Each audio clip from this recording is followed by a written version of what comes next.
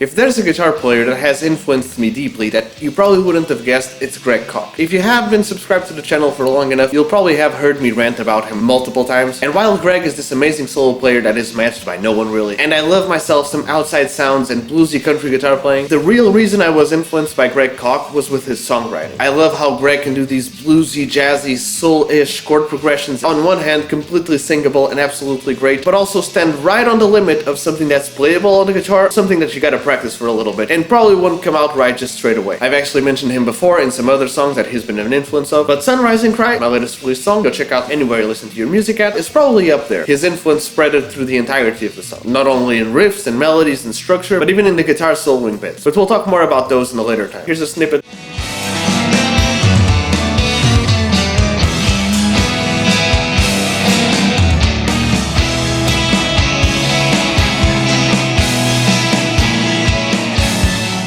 Because this song was so very much influenced by Greg Koch, I kinda wanted to pay homage to him with the naming of the song. Obviously, Greg Koch's name has a lot of joke potential to it, even if the original German name, as he said himself, has a little bit of a different pronunciation. Here's a warning for some innuendos and dirty jokes if you're not up for them. And when I was thinking about it, the only thing that I could remember was that joke of, why do you think the dude downstairs is called a cock? Because it raises up and cries in the morning. Not the best of jokes, I know, but that's what I thought of it. If it rises up and cries in the morning in the sunrise, you know, if it's Greg Koch inspired, then maybe this would just be the sunrising cry. Not because of crying, but like a cry for help or a cry for mating season, which I'm guessing Greg could probably appreciate. But yeah, a little bit of a dumb/funny story, but Greg Koch is amazing. If you haven't checked him out, please do. And don't just check his Instagram videos and solos and clips, actually go listen to his songs. A favorite of mine is Rex Charmer, but even the stuff with the Koch Marshall Trio is absolutely amazing. I highly recommend it. Do you have any guitar influences that might be a little bit unexpected, or perhaps you've been influenced by a guitar player or a musician, but just in a way that people wouldn't expect? Let me know. And while you're at it, don't forget to leave a like, comment, subscribe, turn on all the notifications, follow and stay tuned for more, because I'm releasing new songs every week and I'm releasing new videos every day, twice a day. If you like this one, I'm sure you'll enjoy the other ones too. In case it wasn't obvious already, go check out my latest released song, Sunrise and Cry, anywhere you listen to your music at. And thank you so much for all the support in these videos. It really means a lot, it really makes a difference, and I can only thank you so much. I guess all I can say is I hope to see you in another video, and until then, cheers!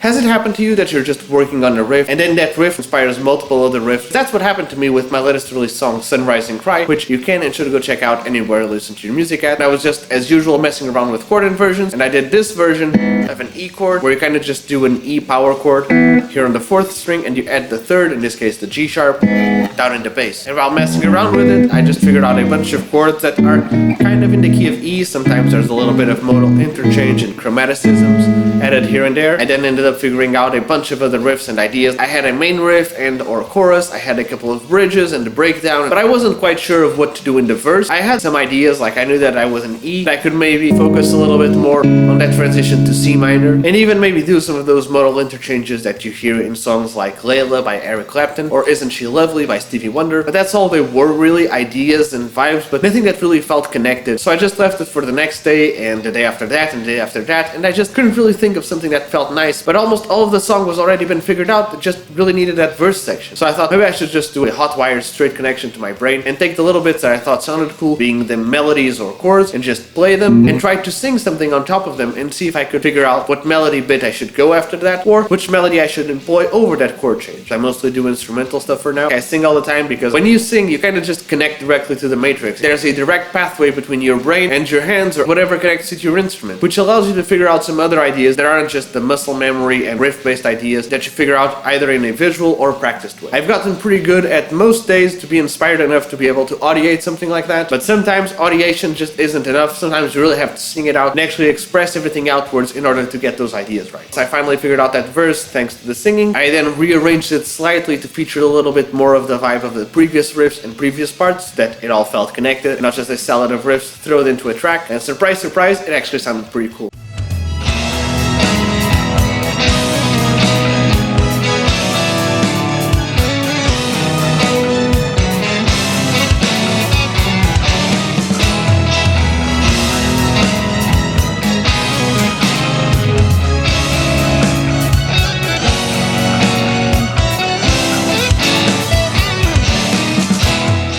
Is this hot wire to your brain connection thing, or even the audiation part, something that you do very often? Let me know. And while you're at it, don't forget to leave a like, comment, subscribe, turn on all the notifications, follow and stay tuned for more, because I'm releasing new songs every week and I'm releasing new videos every day, twice a day. If you enjoyed this one, I'm sure you'll enjoy the other ones too, so perhaps even share them with a friend who might also enjoy them. In case it wasn't obvious already, go check out my latest released song, Sunrise and Cry, anywhere to listen to your music at. Thank you so much for watching, your support has been amazing, and I can only hope to see you in another video. But until then, cheers!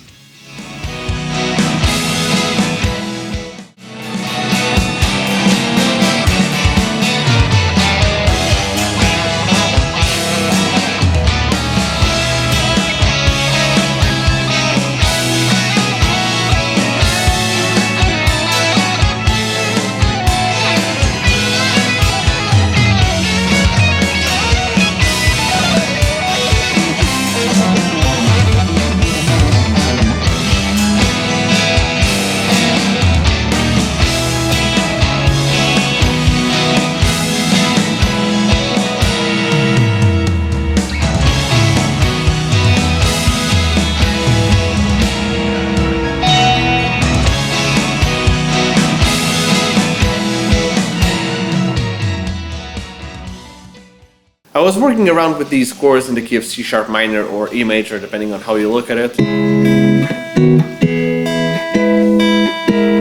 They're pretty much all in the key of E major, with some slight modal interchange here and there, but nothing too crazy, while figuring out my latest release song, Sunrise and Cry, which you can and should go check out anywhere you listen to your music at. And while there were multiple ways to just swim around those chords, I kinda wanted to figure out a cool way to move from that section into the main riff of the song. And while exploring multiple versions, I ended up going for something like these chords.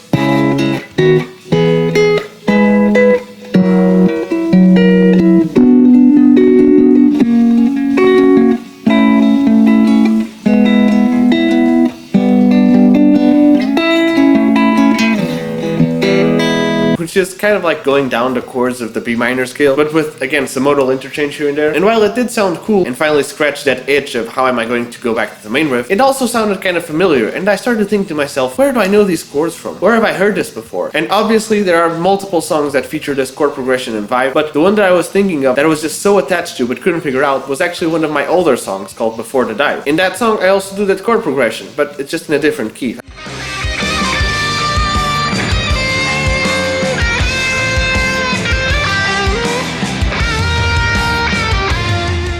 And once I realized that, I was like, oh, damn, maybe I shouldn't use those chords for Sunrise and Cry because I've already used them for Before the Dive. Otherwise, I'm kind of just like copying my previous work. I then tried to figure out some other ways to move from those chords to the main riff, and I just couldn't find anything that, to me, sounded as cool as those original chords. So I then convinced myself, wait, I'm copying myself. These are my chords and my riff. Even though, again, you can't copyright chords, and they are chords that are in every single song, but I think you get the vibe. If I feel like these chords fit better, and I happen to have used these other chords before, then it's probably just because those chords sound good. It's not like I'm doing the exact same riff and the exact same tempo and the exact same thing. They just happen to be the same chords to achieve a similar effect, which is to transition into another key or another riff. Well, then I think it's fine. Obviously, I could have figured out some other different chords while trying to escape from just reusing those same ones again, and maybe those new chords would have even sounded better. But at the same time, if you really feel connected to a specific chord or vibe or riff, perhaps just keep it around and see how you end up actually truly feeling about it. By the way, in the context of the song, the riff ended up sounding like this.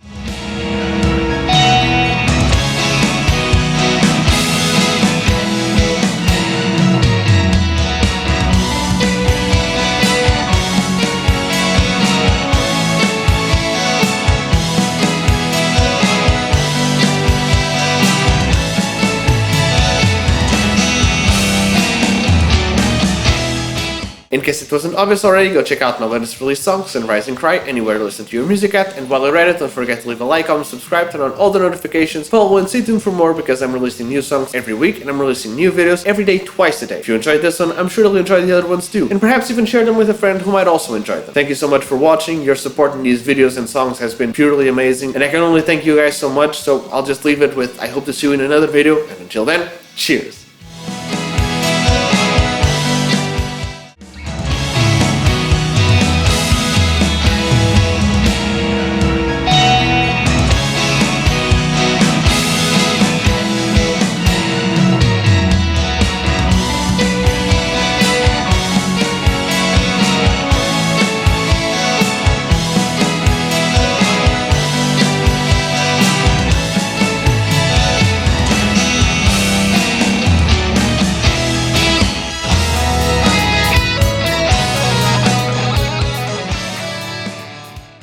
Am I the only one who likes to take established musical genres and just kind of fuck them up a little bit? Like in the case of my latest release song, Sunrise and Cry, which you can and should go check out anywhere you listen to your music at, I knew I wanted to do a solo section that was a little bit more bluesy and rock inspired, rather than the progressive metal rock thing that you're probably used to out of me already. And in this case it served the song pretty well, because Sunrise and Cry is a little bit of a more Greg Koch inspired, traditional blues, rock, soul sort of a song. I've done some other videos about it which you can go check out, and when I was trying to figure out what to do with that section of the song, I just immediately gravitated towards those traditional rock, Henriques, bluesy chords like an E or an E7, G, A, when you go back to E, right? But that sounded a little bit too traditional to me, and I also wanted to call back to some of the other chords and vibes of the song. So there's a section in the song where we go to C and D, or perhaps C and B7, and we do this closure riff. And since all of those call back to E, I thought why not just mess all of those up?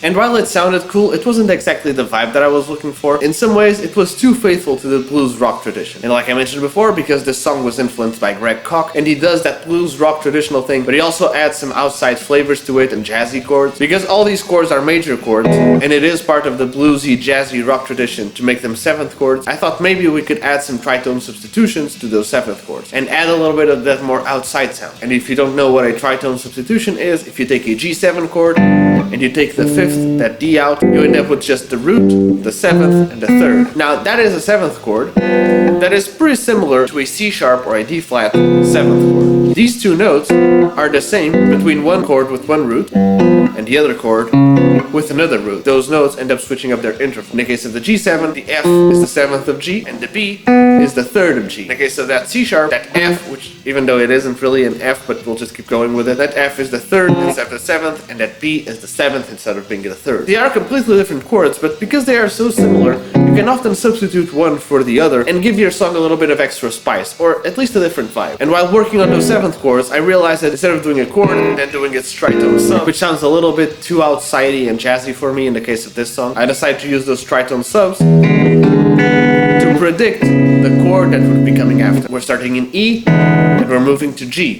So before we play the G, we're playing a C sharp 7 with the sharp 9, because you know, it has that old school rock and bluesy Henriques vibe to it. The same thing on the A here, we move from A to C. And if we do the tritone sub, C7, we get that F sharp 7. So you go from A to that F sharp 7, sharp 9. And we're also adding the 11th to it. I'm actually using the side knuckle of my index finger to add that note there. And we finalize it, and I wanted to do a B7 chord, tritone substitution to an F7 chord, and resolve back to E.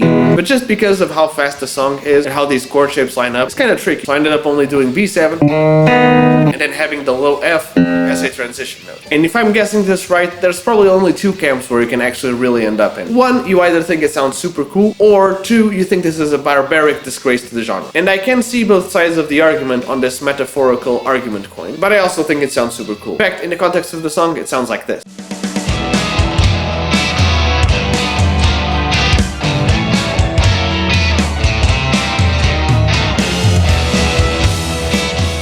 Is this sort of genre manipulation thing something that you do often? Let me know. While you're at it, don't forget to leave a like, comment, subscribe, turn on all the notifications, follow and stay tuned for more because I'm releasing new songs every week and I'm releasing new videos every day, twice a day. If you enjoyed this one, I'm sure you'll like the other ones too. And hey, perhaps even share them with a friend who might also enjoy them. In case it wasn't obvious already, go check out my latest released song, Sunrise and Cry, anywhere you listen to your music at. And thank you so much for all the support in these videos and songs. It really means a lot and it really makes a difference. And I can only thank you so much. So all I can say is I hope to see you in another video, but until then, cheers!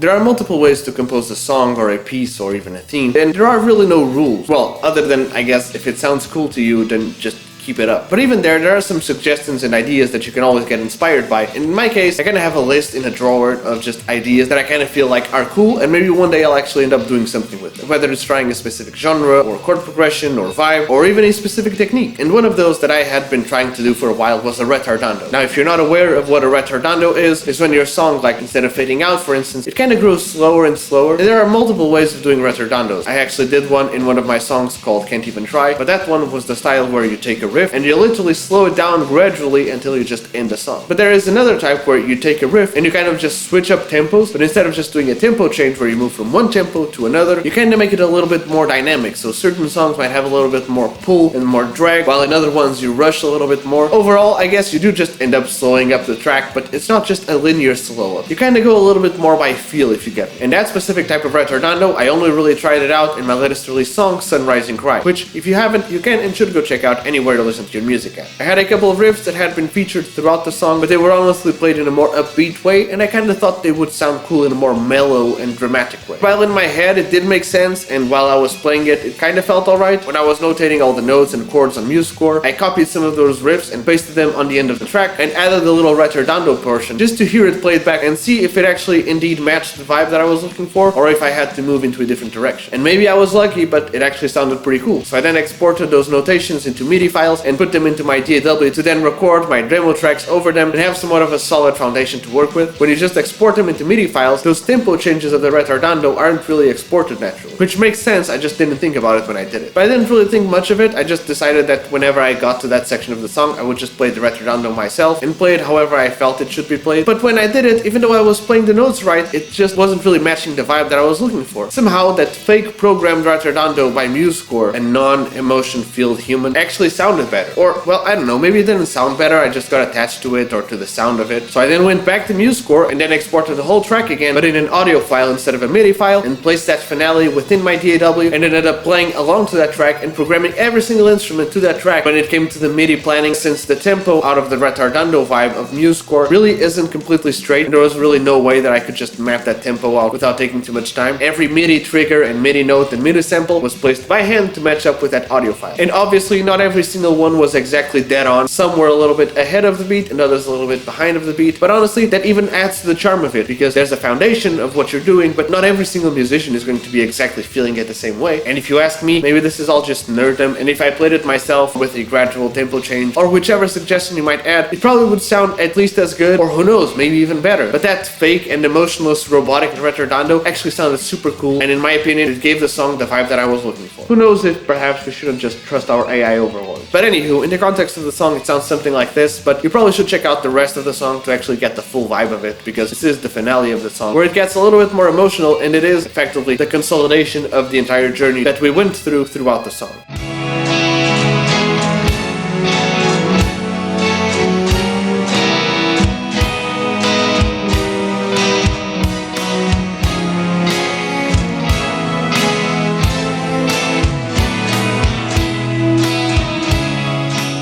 Are Rotterdam something that you work with often? Are you the sort of person that messes with musical softwares and then ends up figuring out something that they probably couldn't have replicated any other way? Let me know. And while you're at it, don't forget to leave a like, comment, subscribe, turn on all the notifications, follow and stay tuned for more because I'm releasing new songs every week and I'm releasing new videos every day, twice a day. If you like this one, I'm sure you'll enjoy the other ones too. And hey, perhaps even share them with a friend who might also enjoy them. In case it wasn't obvious already, go check out my latest release song, Sunrise and Cry, anywhere you listen to your music at. And thank you so very much for watching. Your support really means a lot and has been amazing in these videos and songs. And I can only thank you so much, so I hope to see you in another video, and until then, cheers!